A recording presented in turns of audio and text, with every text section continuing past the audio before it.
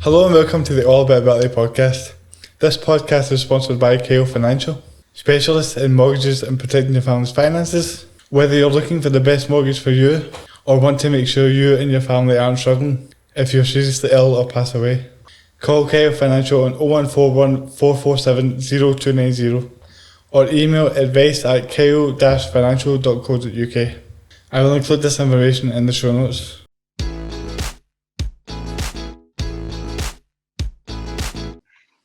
No, no, no. Do you know what's funny? We've started recording now, and everyone's going to be like tuning in, expecting a fitness podcast with me and you, and they're like, "What are they talking about football right away? I don't want to hear about football." Like Celtic fans will be like, "I don't want to hear it," and Rangers fans will be like, "I'm loving it." So it's one of those divisive things. But we're here with Scott Brits today, and I've been really looking forward to this. Your name was suggested quite a few times, and Awesome. after researching you, I can see why. Absolute animal in the gym, man. Like, it's unbelievable. I try. Like, I think I have like something I'm not genetically very gifted, but my head is pretty good at just continually doing stuff. So I think where I genetically don't have some of the other gifts, like I'm stubborn to the bone. I think that helps me a little bit. Yeah, you've got that. There was a discussion I had recently. I'm forgetting the names of them now, but they were talking about the motivation. Sometimes you just need to have that grit to get through it. I'm forgetting I wish I could give them credit for it, but I can't remember now. But they were speaking about how sometimes you can have all the things going right, but sometimes you just need to push through it, and that's what separates the great athletes from the alright athletes, so to speak. I think it comes down to pain. Like I talk about this a lot, and what's fantastic about your podcast and what you're trying to talk about and the people you're trying to include is, like, let's be honest, for some athletes, like, it's easy roads. They'll have great gifts that they'll potentially not have to actually work that hard. They'll never, particularly go through much roughness, and that's great. It's not their fault. But also, you look at great athletes, especially Paralympians, quintessentially, they perform and have grit through a huge amount of things that are up against them. And anyone who trains a lot and competes in something, you'll know that you'll be in pain, you will be tired, you won't want to do stuff, but the difference is still pushing as hard as you can, even though you have those things. And I think that's always like a huge thing for me about what's actually, the word athlete. And I think it's how you overcome pain and overcome circumstances is what makes you an athlete or not. It's very true, and I appreciate the nice words. I mean, it's interesting you say that, because for me, it's always felt like I've had to put in twice the amount of effort. So sometimes I see somebody do something, and I'll be like, I can do that, but how come it takes me twice as long, or twice? Why does it feel twice as hard? It's because that's a big part of the podcast as well, is highlighting these Paralympians and highlighting how much I know people that have 5 Paralympic gold medals, and they should be like worldwide stars. You know what I mean? They should be like well-known people, and they're not, just out of a lack of coverage and support. And it's very disappointing. It's unreal. I mean, for me, a big game changer that I thought it was phenomenal, but I don't think enough people saw it, was the documentary on Netflix called Phoenix Rising. And I guarantee anyone who is in sport, and you don't have to be an athlete yourself, you could just be a fan of sport. And when you see, and that was a tiny selection of Paralympians and people, and it was such a small grab shot of those people, but you saw not only what had they gone through, but what they continue to go through and excel in a particular sport at the highest level. And I think you're right. Like, if people had a recognition of reward and just hard work, the accolades, they would be sponsored by everyone, and they would be on the front cover of this paper and that paper, and it's something that I think I've been very blessed with, because I started in powerlifting and transitioned into CrossFit when we launched Battle Cancer. I was around some phenomenal athletes like Mickey Yule, Ali Jawad, who, as athletes in powerlifting and lifting, didn't have the use of their legs, and you would see the phenomenal amount of weight that they would move. And we're standing there saying, well, my body weight total is this, and these guys are like lifting 3-4 times their body weight, and they not only doing that, they're doing that whilst having operations. They're doing that whilst dealing with trauma, particularly in, like Mickey's case and stuff. that is what me as an athlete doesn't have to deal with. I don't have to deal with ongoing medical conditions. I don't have to deal with trauma that's linked to what I'm going through now.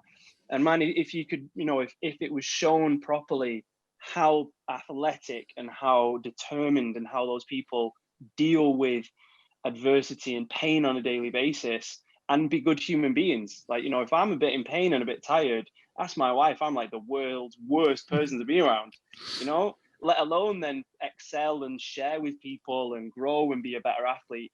It is a travesty in terms of how we don't recognize people in those sports. Definitely, it's a really good point you're making there. And for me, it's you see all these guys, like when you're talking about how it's almost as if you realize looking at them and you realize that your mindset is really limitless. If you don't think about, people could say to you, well, you realistically only lift this way or whatever. At the same time, if you really believe that you can do something and train hard enough for it, it can be done. Massively. I think, remove that even more. Like, take somebody who says you might never be able to walk again, you may never be able to work again, you're certainly never going to be able to be an elite level athlete. All those things become huge barriers that just will stop you from doing certain things. And it's not even for people who have disabilities. People do that in normal life. People will say to me, I'll never be able to do X, I'll never be able to do Y. And okay, I'm not like a self-help guru who says, oh yeah, just believing it's going to happen. There's stages that you have to go through to attain that end part. But if you close yourself off at the beginning, you're never going to get it, no matter what. So you're right, man, like 100%. It's a lot easier to say it's never going to happen than trust the process of how difficult it is to get there. Yeah, true. I imagine it's very scary for us as humans, and especially British people. Americans, very different, but to put ourselves out there and to kind of, it offers, as much as it's strength, it's also vulnerability, isn't it? If you say, well, I want to go and climb Everest, there's a vulnerability that if you don't do it, will people take the mick? There's so many different things that you open yourself out to. So it's kind of safer to never try, never open yourself up. And I think that's something that stops so many people. That was actually a big reason why I was putting off starting this podcast to begin with. Okay. And it's funny looking back at it now, because I really enjoy doing it. And we've managed to get quite a lot of high profile people and talking about a lot of good things have came from it. So it just shows you that sometimes the things you doubt the most can be the best things, as long as you just go for it. I think that it's so hard to get across that. And that's why I love mindset. And I love that when you ask people questions, like there'll have been a moment where you said, okay, I'm going to do the podcast now. But, you'll have thought about it so many times. You'll have gone back and forth, like possibly hundreds of times before you finally made that decision. And I always feel that, what can we do in social media? What can we do in the fitness industry to help somebody get across that line? So I can't just click my fingers and somebody just magically want to open up that vulnerability, but what can we do to support the process so that somebody can then start that journey that they might have been afraid to do before? Exactly. And the saying, 50% of it is just starting it. That's really what it is. Because it was amazing how quickly the ball actually starts rolling in the right direction once you just start taking the first step, the first way of actually progressing that idea. And you touched on a couple of things I want to go back on there when you were speaking about how, pushing through these barriers and training hard, and you kind of like having that mindset of saying, I'm going to go for this. But a big topic on the podcast recently has been injuries, and a lot of people speaking to me about how they've had to push through these different injuries they've had. But I'd imagine with the fields that you've been in, with CrossFit especially, is this something that's affected you and been on your mind? Do you have to know a line to where, have you ever had to push through an injury like that? Or has it been something that's you've had a kind of steady training program through it where you've not had to think about that too much? So I think if I'm going to be really honest with you, I'm so stupid. And like I preach one thing and I completely do another. And I'm a classic overtrainer. And for me, so training does multiple things for me. It helps my mind massively. Like it's almost like I talk about it in terms of an addiction that it is. And like you get addicted and it's very pattern setting and it's a release for me. I feel like if I train. The other aspect in terms of how I approach it as well is I have to outwork people. And this isn't specifically true. So I always say one thing, do another. And I always feel I have to outwork people. The problem with then lies is I don't rest enough, I don't recover enough, I don't do enough mobility, I don't do enough things, and I don't listen to my body enough. I think it's helped me to attain a slightly higher level than I probably could have done if I gave into those things. Most days I train in pain. I'll have a succession of multiple different things that will kind of go wrong. I used to do a lot of Thai boxing and MMA when I was younger, so I have arthritis in my hands. I have really bad mobility because of powerlifting. I've got 2 herniated discs, they'll flare up. There's various things that will kind of go in a cycle. I'll have one day of nothing, I'll be like, oh my God, this is amazing. The next day I'll be like, pain. But I'll just push through. And it has been for the entire time, to be honest. I remember powerlifting one of my last comps at a European Championship, and my back was shot. I knew I could lift a bar probably 5 times. So I had to completely change my entire run up on the day of competition because I knew I could only lift a bar X amount of times and I was just going to kind of give in. My back wouldn't do it. So I don't preach that. And anyone who listens, like, you really need to be smart about it. And people are getting a lot smarter. But I think in terms of CrossFit, most people, if are going to be honest with you, who compete at a higher level, they'll be honest and tell you they train through injuries that they probably shouldn't, and they'll carry things for years and maybe just kind of ignore them until they get a bit too big to ignore. So it's not great, but unfortunately I have to be really honest with you and say, yeah, I do that. It's interesting what you said about how you kind of, it's that addiction. You caught up in that sort of feeling of how the buzz you get from it, basically. And I think that's, you mentioned how when you doing it this way, you feel as if it's taking you to a different level, which you can see that from obviously what you've done, but it's almost like a double-edged sword. You need to sort of balance that and realize that it's that old saying, it's not a sprint, it's a marathon kind of thing. Yeah. You can get to where you've got over a longer stretch of time rather than damaging your body through it. I'm only saying this because it's amazing the amount of people that have said to me that I've overtrained through injury, and I'm very much like you, but I'll say this, but I'll go as hard as I can the next time I work out. Like, because it's that sort of feeling of you just want to give your best, and you want to do. My main problem is I'm always thinking I want to do better than I did before. Yeah. Which means harder. Do you know what I mean? It means more intense. It means it must be more difficult, and so that creates its own problems because my mind can be a bit stubborn sometimes. But sometimes it feels like the mindset benefit is worth it. Just to say to yourself, if I can get through that challenge of getting through how hard that was, you can get through anything, and it sort of sets your day off right that way. I feel like. I think you're 100%, and I think it's a real fine line. And so what's really helped me with it is we launched our Battle Cancer program, which is for people post-cancer treatment, and it's amazing the array of people that have had people who've had to have amputations, people who've been significantly impacted in terms of energy level, people who've had internal organs removed. There's people who've had a vast array of different things that have affected their ability to just kind of exist in terms of a good quality of life. And what we've learned is, you know, if I went in and encouraged everyone to kind of approach it, particularly the way that I approach it session to session, we would do more damage than we would do good for people. And what we've learned, and it's helped me, is to check your progress along the way. So you're right, you know, you always want to be better. So if you've not seen anything get better for 3 weeks, do you need to work harder? Do you need to work more? Like, what's going wrong? If you've got a really good way of tracking what you're doing and having longer term goals as well as short term goals, you can see that you're etching your way towards it. So even if you think, oh, well, I've had a bad couple of days or it's not been particularly great, if you're monitoring how much you're getting stronger, how much you're getting fitter, how much more you're getting mobile, even ticking off on a day, like, how much pain did I have today? And, you know, if you could say, well, you know, today I didn't perform very well in the gym, but I didn't have a lot of pain. That's a progress. Like, that's something that's getting there. So I think as I've got more and more involved from learning about how other people approach fitness for just a good life as opposed to a competitive sport, it helps to steal little things and bring them in. And that attitude is like what you talked about, setting yourself up for the day. You need to have someone who balances you out. You need to have someone who says, you know what, today is great. Like, you have done something awesome. You might feel it was terrible, but you need to have someone that's removed from your mind who can stand there and say, no, you've actually done really, really good today.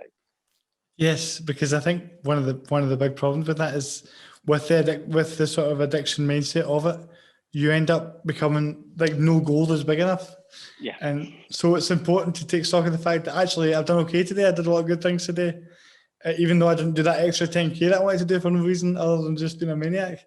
So it's one of those kind of situations. It's a double-edged sword in a lot of ways. And I want to get into the bowel cancer and how that will come about, because I think I've been looking that up and it's really amazing what you're doing with that. But before that, I just wanted to touch on what you said there about how you obviously started working out from a young age. And I was curious, do you think that that's more beneficial or has a harm later on? Because I found that a lot of people, when they don't train young, because I never really trained properly when I was younger, but when they don't train young, they end up learning the wrong sort of things later on. Like the body's not used to it and they don't really know the right sort of techniques. Whereas when you're younger, you're able to learn the right things early on. I suppose that all depends on the trainer, but do you think that's helped you in any way or otherwise? And I think it's a fantastic point that I've never really heard someone bring up like before, to be honest.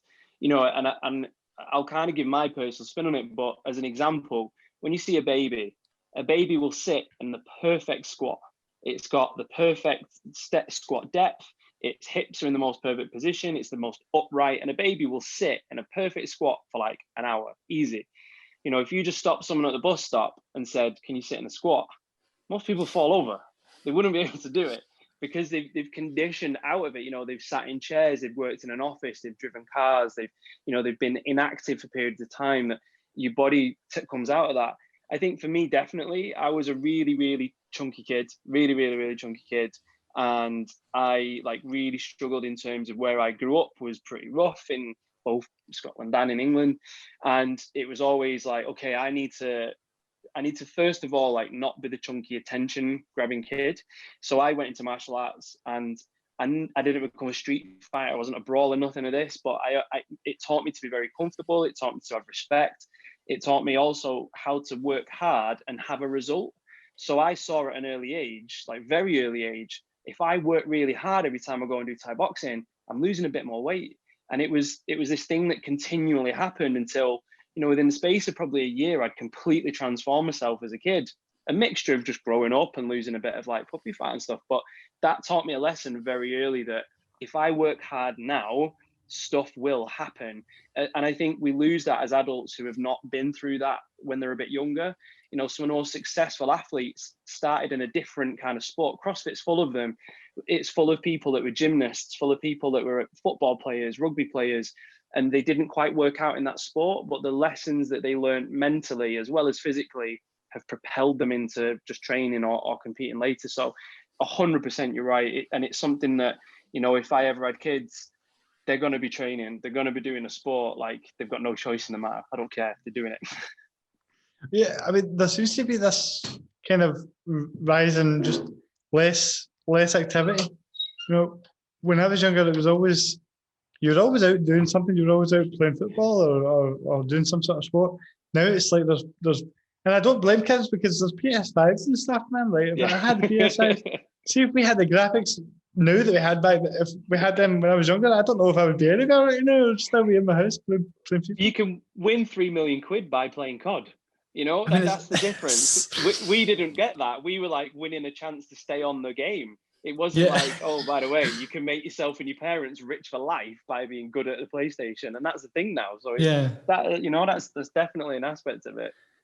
Because what you were saying, everything you said there when you were describing that about where you were brought up, and it was quite a tough area, and then you realised you wanted to get in something to help what you were doing, and it helped you see that progress. I don't know if there's as many, that's just not, you don't seem to have that much of a spotlight on the fact that, everybody wants to treat their kids well and treat everybody well, but there seems to be this element of, if you make everything easy for everybody, what actually happens is everything that's easy becomes hard.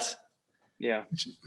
And that's something that happened with me with a disability, was that the I'm rambling here, but for me, it was kind of one of those situations where the disability was seen as like an excuse by everybody, so it was a reason to sort of fail, because everyone would just be like, that guy is fat because he's in a wheelchair, or is unfit because he's in a wheelchair, and that's clearly unfair, and let's just feel sorry for him type of thing. And so that was sort of my motivation, was to prove that wrong, and then realizing how much better I felt doing it all. You then go think about the amount of people that are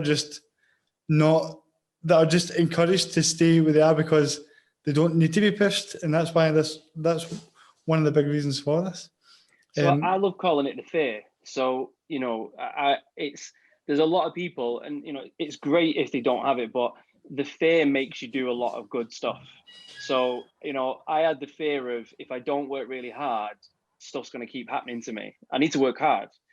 Similar then, like if I don't work hard, in my job, or I don't work hard with what we're trying to grow here, it just stops. And the fear, people talk about motivation all the time, and how are you motivated to train, and how do you motivate somebody else? And I always thought, like, fear is seen as a negative thing quite often, but it's actually quite good. Like, your body will respond to fear in no other stress. So, your adrenaline, your endorphins, women have lifted cars because of cars rolling towards a baby, and like the things you can do with fear and controlled fear is phenomenal. And fear could actually be very good. And for you, what exactly that situation is what I imagine hundreds of thousands of people with disabilities experience. People just write you off.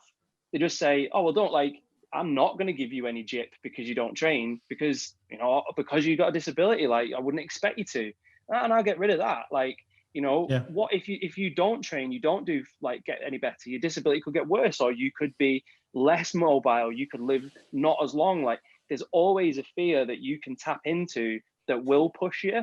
And yeah, I was lucky that sometimes, exactly like what you said, adversity can create really good people. And it's like what I said at the beginning about, especially Paralympians, the adversity that they've been through and the fear that they probably face every day has turned them into the epitome of an athlete. And I don't think you'll be a better mindset than those people. 100% agree. To be honest, it's really refreshing to hear that from somebody that's not in the Paralympics or doesn't have a disability, because it's usually only people that actually are in that circle that would say something like that. So I'm sure the Paralympians listening to this will appreciate what you're saying.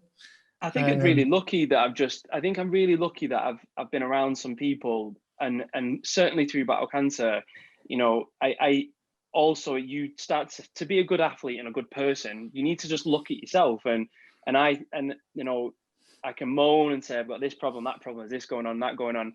But when you start putting things into relative understanding, and if anybody is a true fan of sport, anyone is a true fan of fitness, athletics, if they don't share my opinion, then they're not a true fan of sport. They don't understand it. So I think hopefully there'll be millions of people that share the same thing as me that doesn't have a disability, because they are true fans of what sport does. And I think people who just brush over Paralympians or brush over people who are in adaptive sports, they're not true sport fans. They don't understand it. Exactly. And see what you just said there. That is exactly why it needs more coverage, and not just the part, because there are people that are interested. There are people that want to see this level of, because not only they have a lot to come through, but these guys are performing at a really, really high level, and it's not just for Paralympics, it's year round, and so that's why I do question, in a society that we really do harp on about equality and make sure that everybody has equal opportunity. I'm not asking for equal pay or whatever. I'm saying, if you could show us in some sort of positive light and let us take it from there, that would be good. Like Sky Sports and BT and all that, they cover all sorts of sports, and there's never anything to do with disability on there. You're right. I think it's something that has been very slow to happen. And I go back to Channel 4 hosting the Paralympics, and is in terms of showing it. And they made a really good set of adverts that was to try and highlight people. And I might end up shooting myself in the foot with something I'm going to say, but there's a lot of very good able-bodied athletes that are so boring. They have got no personality. They are like robots, and they work hard, don't get me wrong, and they've got a talent, bloody boring. Like, I don't care what they do in a day. I couldn't give a two tosses. But there is true spirit and stories behind those people that are in Paralympics. Look at Rocky, okay? So Rocky, why does everybody love Rocky? And did it win Oscars and it grow into this massive, like 10 film franchise? Because you learned that he had to work hard. He had things that was against him. He wasn't Apollo Creed who had all the training and the money. He was somebody that's what sport's about. It's the underdog, and learning how they then managed to go across all those things and then still perform. And one thing, I know I'm kind of harping on about it, but what you just said then was great, that I think people still think about adaptive sport, that it's people who have got a disability just playing at it. And there's not enough to show, no, for example, like archers. So, okay, give me a bow and a bow and arrow, I will get it nowhere near what people can do with just their feet, because they don't have arms and they've never had arms. So me with 2 arms, 2 legs, everything going for me, they will wipe the floor with me every single time, not even close. Like, the gap will be this. And I think that's what's not talked about enough, that the level of competition in the sport between adaptive athletes is phenomenal.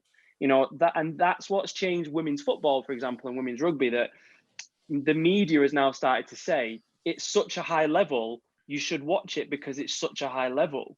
And that's the same. And you're right, it does not get anywhere near, if at all, the coverage and support that it should. You know, I can't even express how much I agree with what you said there, because it's so refreshing to hear someone say that. It's exactly what you say. Like, they don't even, there's this idea that we are doing it, and it's like, oh, that's good that they're getting out and doing it, you know. But these guys are actually, you know, these guys and girls are actually all performing at a really high level. Yeah. That people that, you know, people that can do the thing that they can't do this. So then it makes you question, why is there such an emphasis on disability in itself, in the sense of, like, we definitely need things adapted. We need things that are more accessible, but the accessibility is the issue, not the disability. Yeah, 100%. And so it's very, there was that point you said there about how, you know, there's a lot of sports I know that treat the sport as a friendly competition thing. You know, and we all get along and everybody gets along in that, which is great. But yeah, if you want people to watch the sport and more people to be involved in it, you have to promote the competitiveness and the story behind it. Why do they want to succeed at this? You know what I mean? And like you said there, see all these stories that we have, it's so incredibly untapped, that if you were to tell these stories and market it and show the competition at the elite level, people would definitely watch that. Do you know what I mean? Yeah, they'd watch it over some of the normal, like, not some, I could tell you honestly, not some normal athletes are so boring and so droll. Like, you know, I go back to, there's a clip in Phoenix Rising of the girl who's in fencing, and every point she gets, she's screaming. And my wife said, is she in pain? Just because my wife doesn't compete in anything. She doesn't, like, really do sport. She trains a bit. And I said, no, she's not in pain. I said, like, that is her pure emotion because she's winning. I was like, you know, you don't see Premier League footballers screaming at the top of their lungs like a roar when they've done a tackle, because they're boring. Like, they don't care that much. To them, that's just another game that they get another 60 grand, that they then go home in the fancy car and everything's fine. To that woman who'd lost her arms, lost her legs, she'd got severe issues all over her entire body, all of her was screaming to every single point that she won. Like, that's competition. And I'd rather watch that than watch a load of boring people do something that's easy. I'd rather watch people who care so much that they're willing to scream and put themselves on the line for it. It's mad. I don't know what would have to happen to get people to really, really get their eyes on it, other than keep doing stuff like what you're doing. And you're speaking to such incredible people that eventually those stories are going to get out, and people are going to be like, no, let's switch off that boring rubbish and let's watch this instead. Well, that's it. I mean, really all we can do is try to grow our voice as much as possible. And my thing is, there's a lot of people that have specific reasons for wanting success and want things to do well. But mine is honestly that I want these voices to be heard and this opinion to be heard, because you talked about the Premier League, for example, right? The Premier League, one of the big sort of what's the word I'm looking for here? One of the big complaints about the Premier League recently, or the past few years, has been how the passion from the fans, even from the players and the fans, it all seems very commercialized and very the stories, the hard work stories aren't really there anymore. There used to be people who root for that weren't the billionaires, but now everyone in that league's a billionaire. do you know what I mean? It's all, the life has been sucked out of it. Meanwhile, across the side, we've got disability sport with so many incredible stories and incredible athletes that does not get anything because disability is still in society inherently seen as less than, despite all this coverage for equality. That's the biggest problem. I think the less than is so correct. And one of the things that's great about functional fitness, and I always use CrossFit, and CrossFit's a brand and a big company, but adaptions are key. So we talk about the word adaption, and why I like adaption is it's just changing something. It's not lesser, it's just doing it slightly different. And that's why I love the concept of adaption and people competing in physical fitness. So there's an event called Wodapalooza in Miami. It's a huge event. Like I competed over there last year, and when you compete, there's a huge adaptive category. So loads and loads of people, and my thing is swimming. So up until last year, terrible swimmer, hated it, terrified, and I finally managed to break the ruck of it. But I remember it was really late at night. This is Miami. It's pitch black with some lights, and there's people, multiple adaptive athletes of different kinds of disability, just diving in the water, middle of the night, doing this massive swim, back out, getting into the workout. And I was absolutely bricking myself about doing that swim. And, that was where I'm looking at it and going, boring for me. You want to watch me? Ask me? Boring. Like, go to these people. There's no less than. This is not less than anything. It's just a little bit different. Like, there's a slight adaptation to a certain movement, or there's a slight different weight, or there's a different way. Like people in wheelchairs compete with a very simple addition that's like a pad that goes across the waist. That's it. They do everything else. People do rope climbs and all manner of things. And that's why adaptation for me is a key word. And I think maybe that's where we go wrong in other sports, that, we see a disability version of the sport as lesser. No, it's adapted. It's not lesser. It's just amended for equality. And it's exactly what you said. You don't want anything more, you just want it to be the same. And I always think about like blind people that play football. What's different? There's a bell in the ball, so that's an adaptation. That's it. It's exactly the same thing. It's exactly the same game.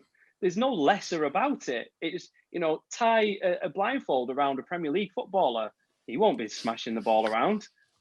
I think that's why I love the idea of an adaptation as opposed to lesser. And you're so right. People see it as lesser.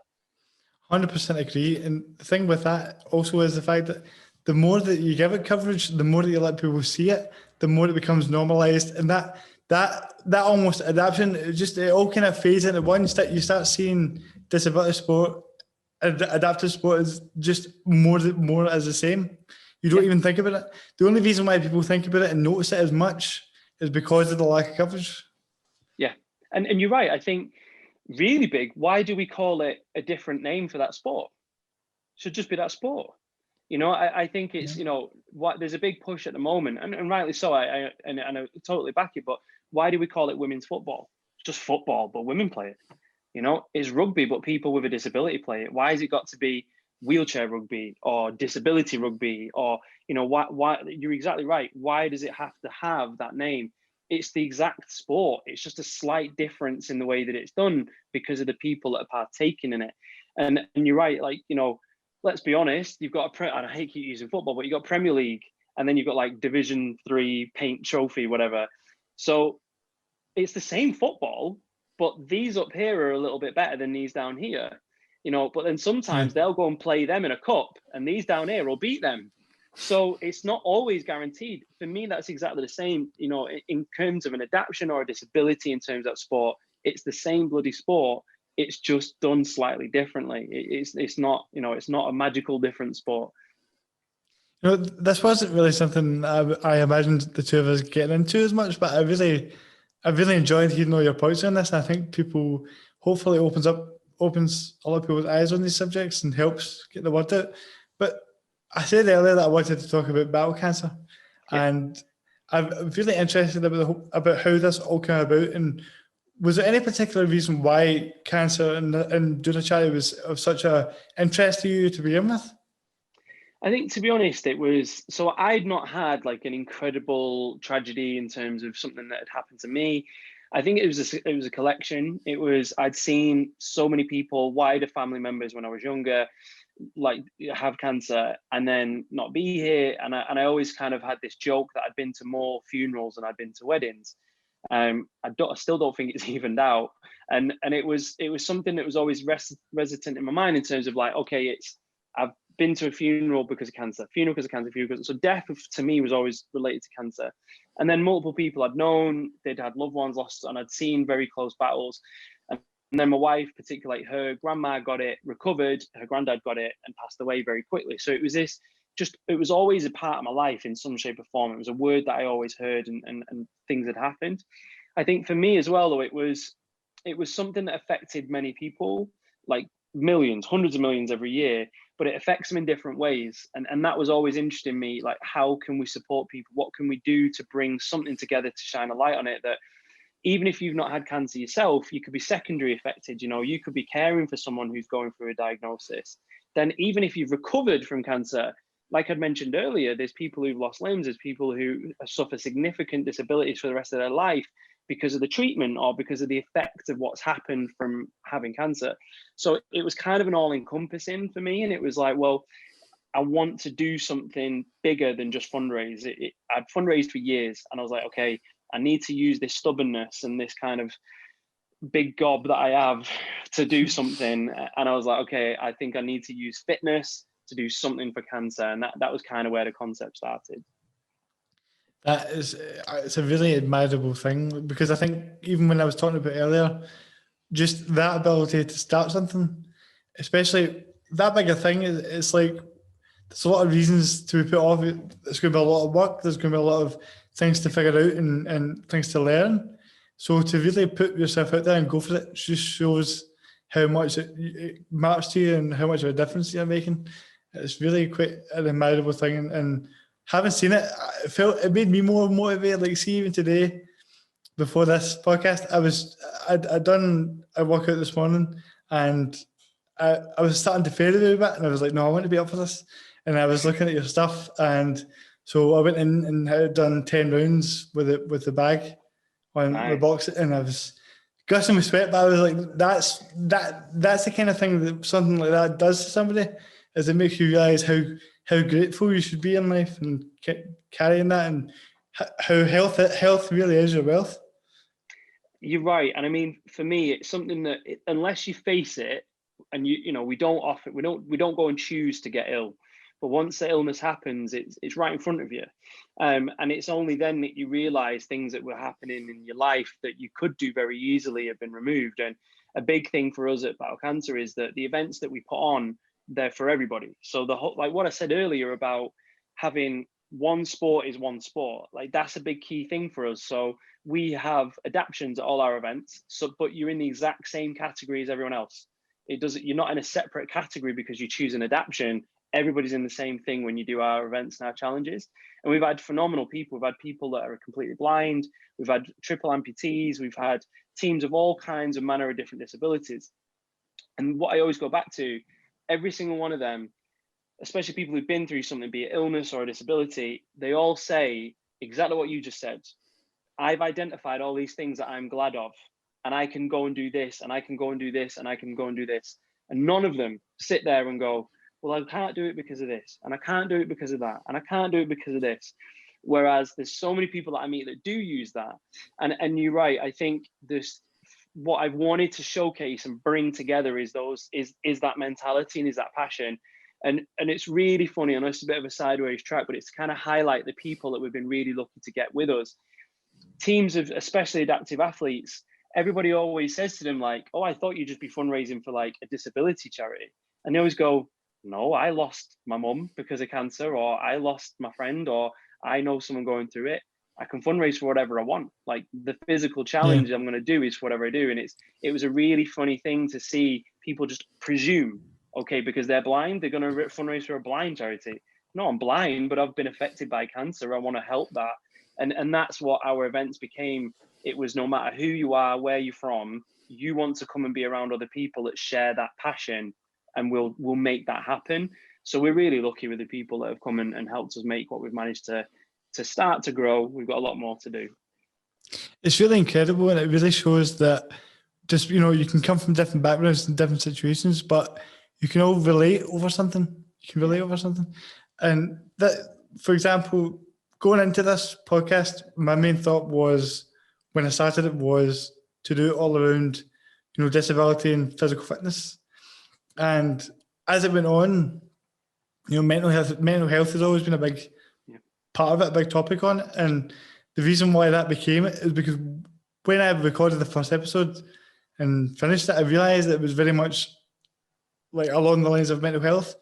And the reason why I'm bringing that into it is because that was what I found, that, I wanted to show people that disability in and of itself should be considered, for lack of a better term, normal.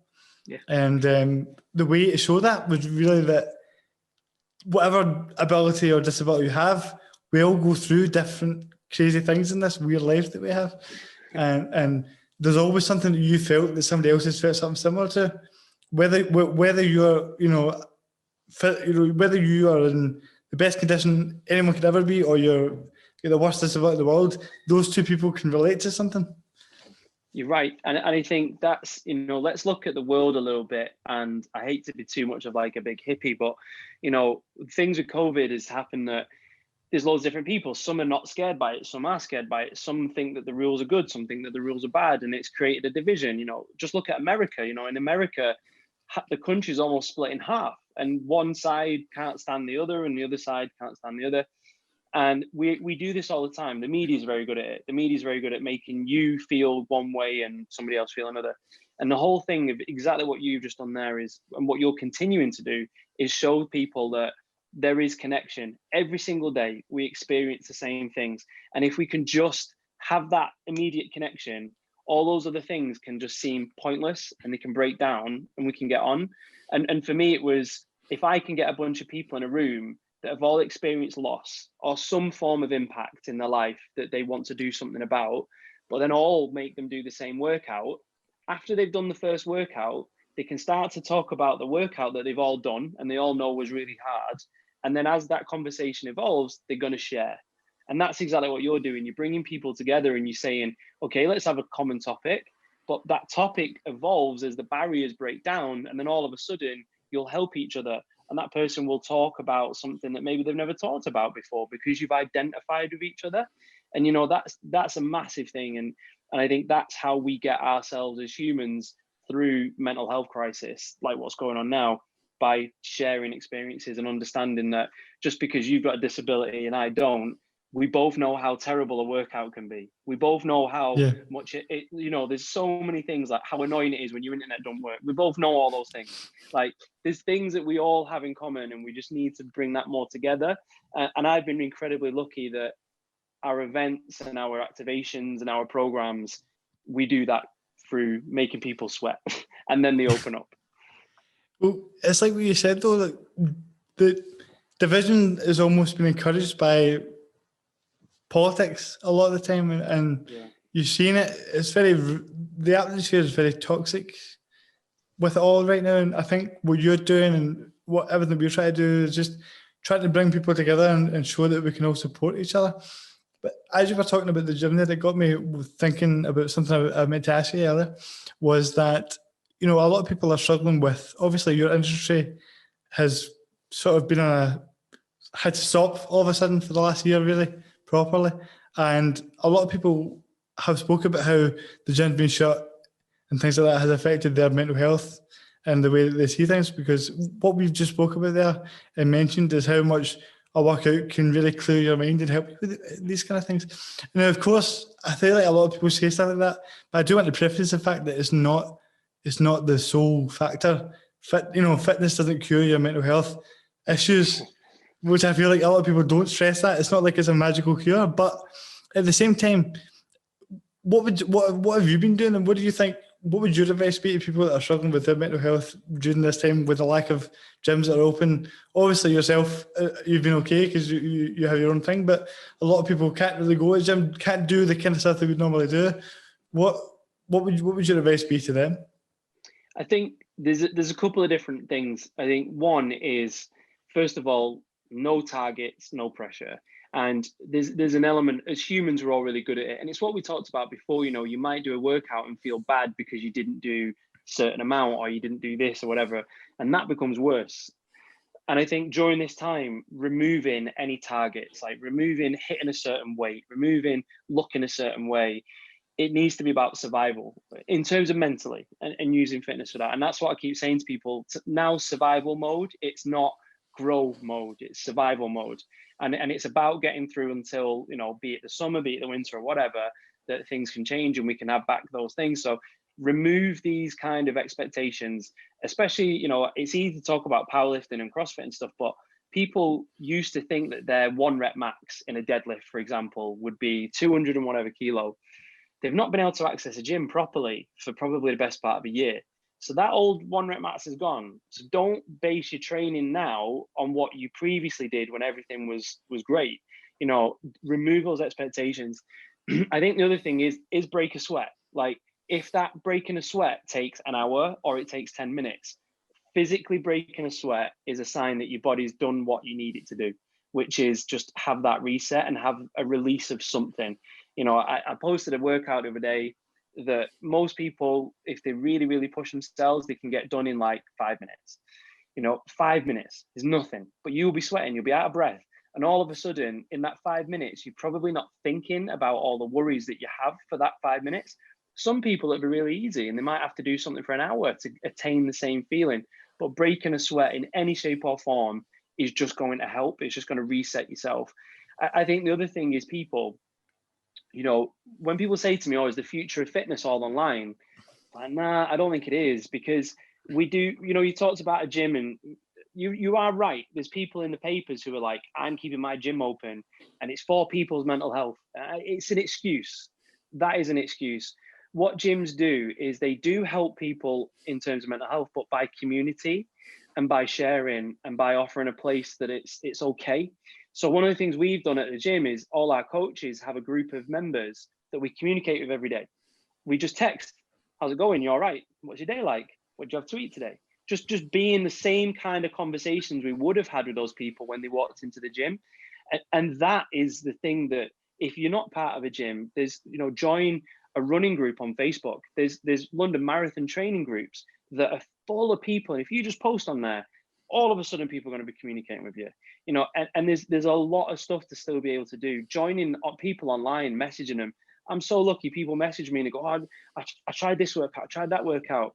And I'll fire 1 or 2 messages back. Just, it's good for me. It's good for communicating with people. It's amazing. So for me, it's remove your expectations and remove any things that you think you must do right now and just think about survival. The second is just break a sweat, whether it's 5 minutes, an hour, 10 hours, whatever, break that sweat. And the third is just reach out. Like the whole point of a community is other people.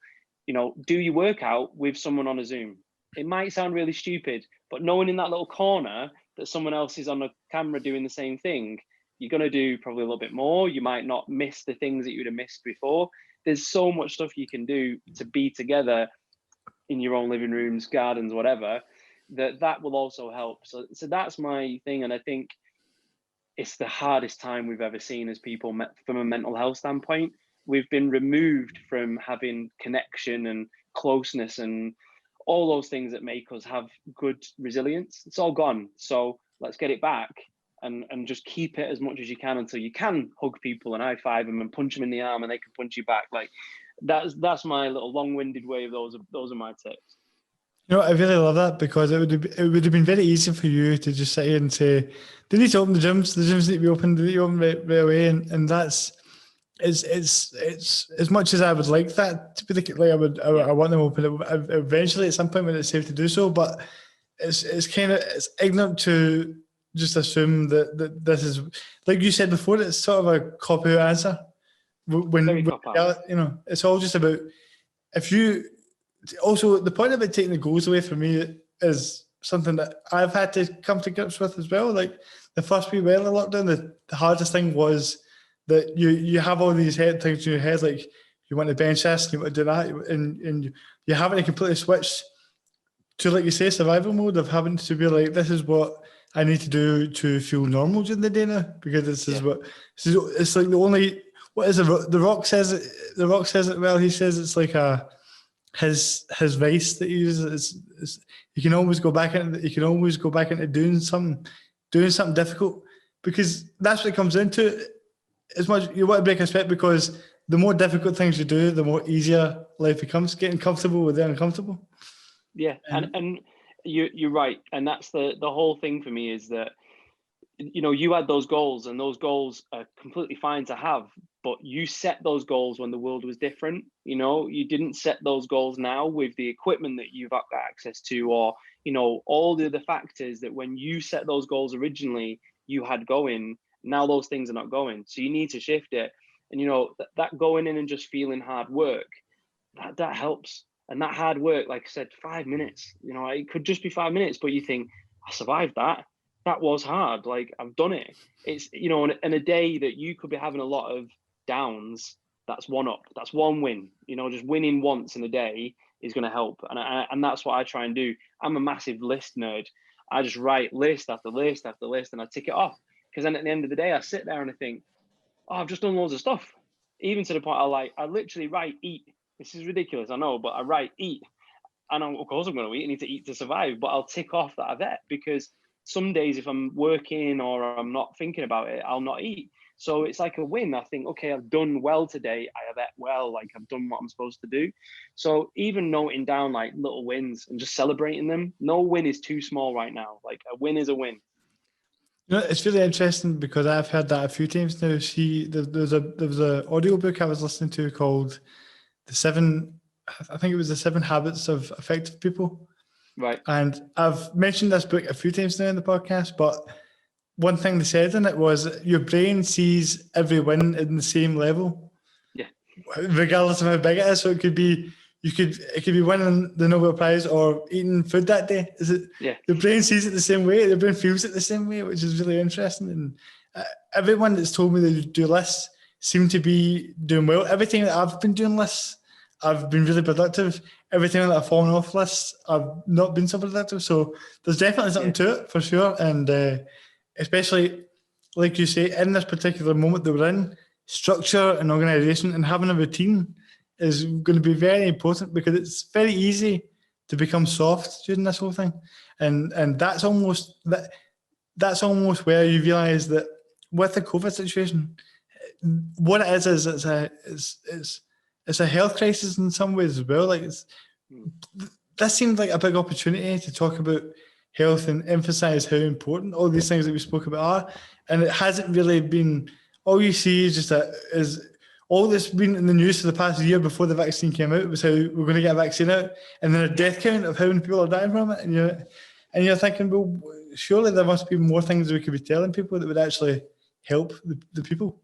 You're right. And I mean, you know, you look at respiratory issues. So a huge amount of people that pass away because they've got underlying health conditions or they've got respiratory issues.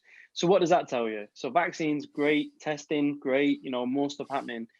Why, you know, maybe we need to bulletproof people a bit more. Maybe we need to focus, like what you said, on reducing the amount of people that smoke, reducing the amount of people that don't, you know, they have an inactive day where they consume more calories than they burn off to too much of an extent. And that's the stuff that you're right. Like, you know, if the amount of times that the word COVID has been used on a media article or a social media post or something else, if you did half of them that said, check yourself for lumps, the amount of cancer deaths would drop phenomenally. That's just one example of, if we used all this time, all this attention to look at ourselves, we would be saving even more lives. And you're right, it is going to be, I think, when we look back, a missed opportunity to get everybody's eyes. You know, one day if Boris is doing his announcements on the lectern and he goes, oh, and I want to tell you, you should all go out and, you know, like have a, you know, and he says something that's informative that's not about COVID, everyone's going to be listening. And everyone's going to go, oh, okay, maybe I should check myself for a lump. Or maybe I should go if my heart feels a bit funny when I walk up the stairs, maybe I need to do a bit more exercise. So you're really right, and I think that is a shame that it's not getting that attention right now. And from what I've heard, there's been a lot of cancer treatments missed because of COVID and how stretched everything's been, which is one of those kind of consequences of this that people don't talk about as much.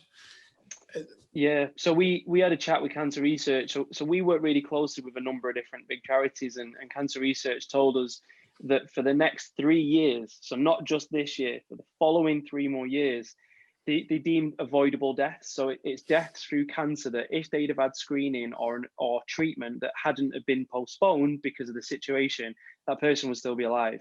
So that sits at around 40,000 people in the UK alone for every year for the next 3 years. That's 120,000 people that will die that didn't have to, because if everything would have just been going on in terms of their screening and their operation, they'd be with us, and I like to kind of expand that and say, okay, let's presume each one of them people has a family of a minimum of four, whether it's their mum, their dad, their brother, their wife, children.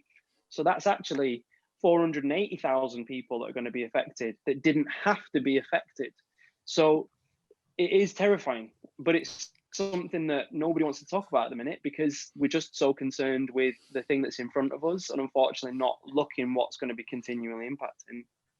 And that's a devastating statistic you just said there. It's really quite, you hear something like that and you go, for me, just sitting here, you're thinking about how mismanaged the whole thing's been, but then that's a real serious consequence of just naivety and not necessarily doing the right things. But I do want to stress the fact, I'm glad if you said that, but I will say this, that I don't want it to seem, obviously COVID has been a terrible thing and a lot of people have died from it, and a lot of healthy people have died from it. Do you know what I mean? So there is that, and I'm not oblivious or ignorant, neither of us are, to the fact that has happened.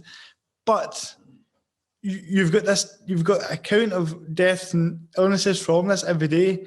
Meanwhile, like you just mentioned there, thousands of people from cancer and all these other different things are taking the backseat when they should always be a priority.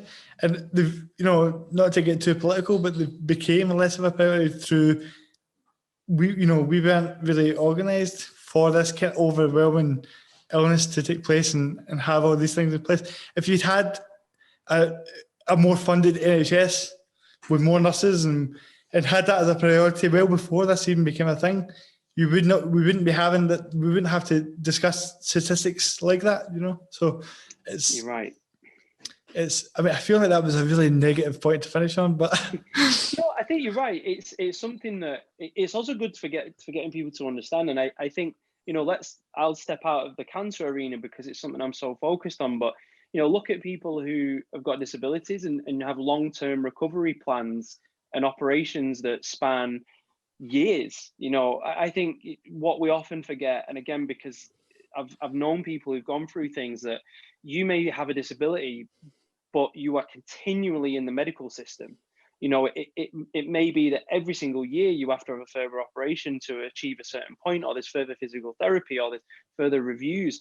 It's not just cancer. There's a huge amount. And you're right, it's certainly not to lessen the impact of COVID. And I think that everybody knows the impact. That's why I don't kind of say it, because it is huge. It's phenomenally huge and scarily huge. I think what we need to do is what we all want things to come back, like summer holidays and festivals and shopping. But we also need to say what we also need to come back is support for people that has been removed. And that's all we're doing. We're just saying, as much as we want Glastonbury to be back, I also want cancer treatment to be back. Like as much as I want to go and watch my football team, I really want physiotherapy places to be open. Like there's not enough of that public attention that we want other things that used to happen to come back. And it's certainly not, I don't think it's too negative. I think it's like getting people to go, oh, actually, that's something that we need to be pushing for. No, you're definitely right. And I think that's something that hopefully this conversation can open some eyes up and people can start doing something about, because it comes down to what should our priorities as a society be? Getting everyone back in the football stadium or treating people with cancer? Do you know what I mean? Yeah. It's like, how is that even a discussion?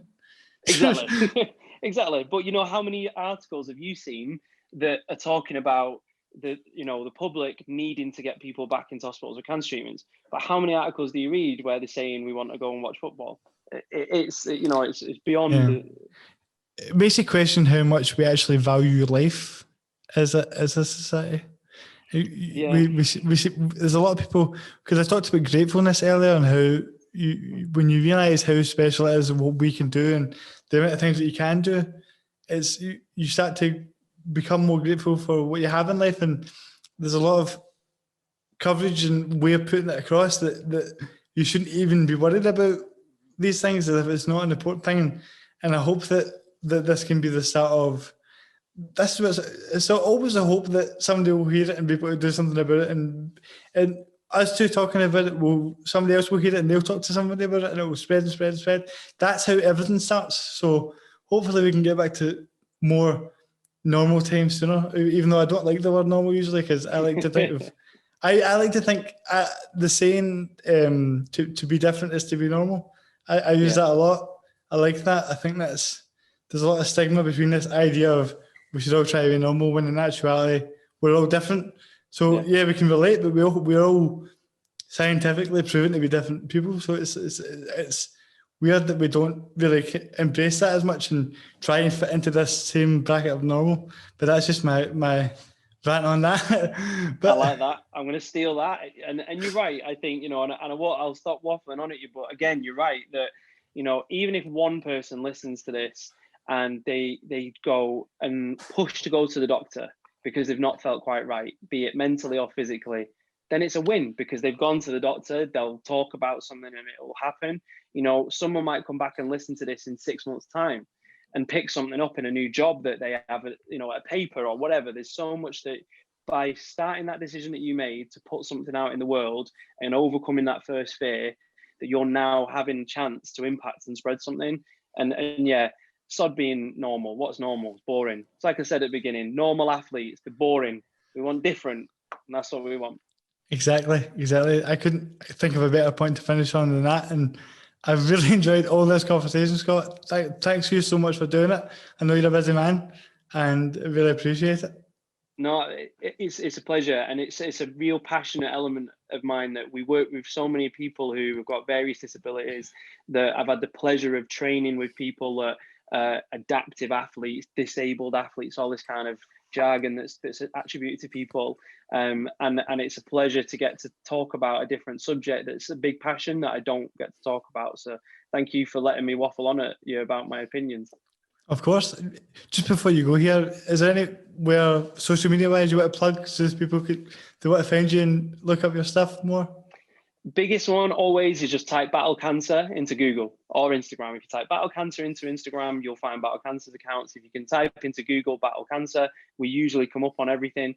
We've got events that are coming back. We've got activations. We do all manner of fun things. We've got year-round fundraising, prizes, depending on how much you fundraise. We've got our program that's completely free, so you can access it online. You get it completely free. And then we host free classes in 14 places across the world. So that's free for people post-treatment. They come, we put on 2 classes a week. Type in the words battle cancer together and you'll find us, and I'll be a happy man if I get some emails and questions. Brilliant, Scott. Thank you so much. Thanks, man.